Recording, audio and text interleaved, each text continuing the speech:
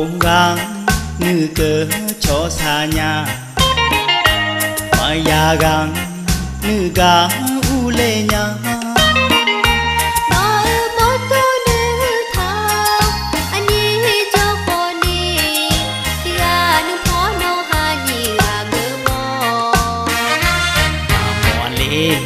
ado mà nghe cho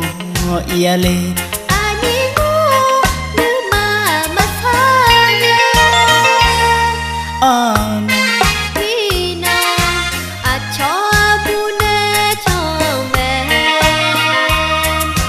nghe cho lê mya nghe cho xa na sa nê la thơ nê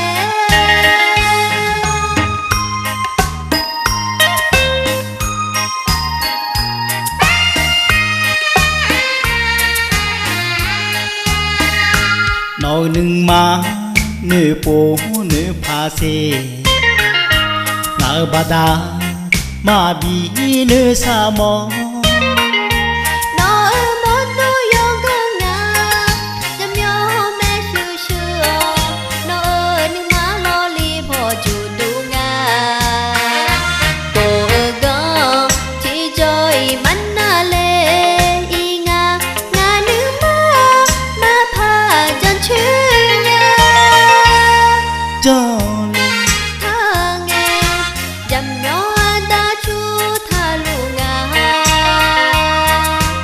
Ajua bi jale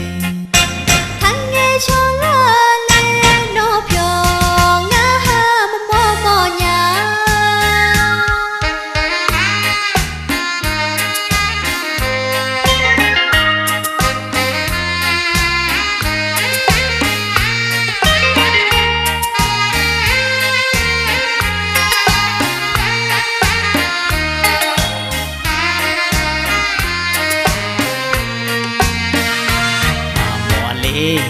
ado mà nghe cho ia lê ani mo